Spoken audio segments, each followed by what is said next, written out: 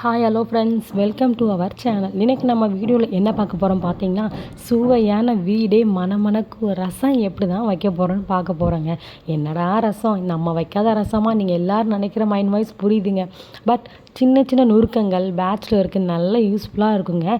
Just try it, like share and comment. சரி வாங்க வீடியோக்குள்ளே போகலாம். இப்போ ஒரு மிக்ஸி ஜாரில் 1/4 டீஸ்பூன் மிளகு, 1 டீஸ்பூன் ஜீரகம், தேவையான அளவு நல்லா வாஷ் பண்ண கருவேப்பிலை, 2 வத்தல், தேவையான அளவு பூண்டு, கொஞ்சோண்டு கடுகு போட்டுக்கலாங்க. முழு காயம் இருந்தால் காயம் கூட இல்லை போட்டுக்கலாங்க. அதுக்கப்புறம் விதமல்லி வந்து நல்லா யூஸ்ஃபுல்லுங்க. விதமல்லி போடுறனால பித்தம் அதெல்லாம் நல்லா இருக்குங்க. அதனால் விதமல்லி போடுங்க. தலை சுத்தல், வாந்தி, இந்த பித்தம் அதெல்லாம் இருக்கிறவங்களுக்கு விதமல்லி நல்ல ஒரு மெடிசனுங்க. நம்மளால் தனியாக யூஸ் பண்ண முடியலனா கூட இந்த மாதிரி ரசம் வைக்கும்போது கொஞ்சம் கொஞ்சம் ஆட் பண்ணிக்கலாங்க. வத்தல் பதில் நம்ம பச்சை மிளகா கூட போட்டுக்கலாங்க. எது பண்ணாலும் பெஸ்ட்டு தான். போட்டு நல்லா குறைன்னு அரைச்சி தனியாக வச்சுக்கலாங்க. ஒரு 1/2 hour முன்ன கூட்டி ஒரு லெமன் சைஸ் புளியை வந்து நான் ஊற வச்சுருந்தேங்க.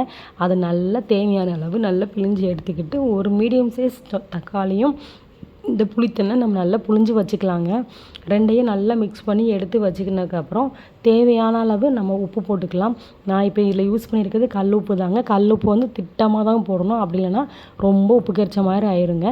அதனால் நான் கல் உப்பும் ப்ளஸ் கொஞ்சோண்டு தேவையான அளவு மஞ்சத்தூளும் சேர்த்துருக்கேங்க.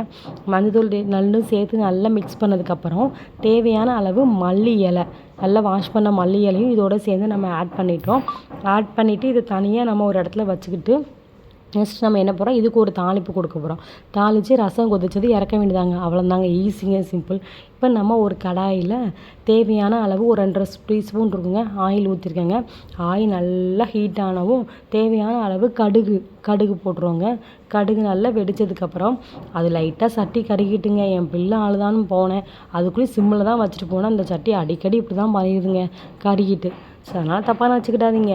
நம்ம மிக்சியில் அரைச்ச அந்த இன்க்ரீடியன்ஸ் எல்லாமே நம்ம சேர்த்துக்கலாங்க. பாருங்கள், குறைன்னு தான் அரைச்சிருப்பேன், மையாக அரைச்சிருக்க மாட்டேன். நீங்களும் குறைன்னே அரைச்சிக்கோங்க. அரைச்சிட்டு நல்லா மிக்ஸ் பண்ணிவிட்டு நம்ம இந்த கரைச்சி வச்சோம்லாங்க புளித்தண்ணி, எல்லாமே புளித்தண்ணி தக்காளிலாம் போட்டு அதை ஃபுல்லாகவே இதை நம்ம சேர்த்துருங்க. சேர்த்துக்கிட்டு ரொம்ப பபிள்ஸ் வந்து ரொம்ப கொதிச்சா ரசம் வந்து கடுத்து போயிடும். அதனால் நம்ம என்ன செய்யணும், நல்லா சுற்றி பபிள்ஸ் வரும்போதே நம்ம ரசத்தை இறக்குனா தாங்க ரசம் நல்லா கரெக்டாக பர்ஃபெக்டாக நல்லா மணக்க சாப்பிட்லாம். செம்ம டேஸ்ட்டாக இருக்குங்க.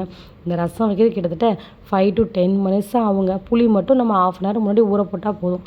ஒரு 5 to 10 minutes இந்த ஈஸியான ரசம் வச்சிடலாங்க. இப்போ நாங்கள் பாருங்கள் பபிள்ஸ் வரும், நான் ஆஃப் பண்ணிவிட்டேன். நீங்களும் இதை மாதிரி செஞ்சு பாருங்கள். லைக் பண்ணுங்கள், ஷேர் பண்ணுங்கள், கமெண்ட் பண்ணுங்கள். தேங்க்ஸ் ஃபார் வாட்சிங்.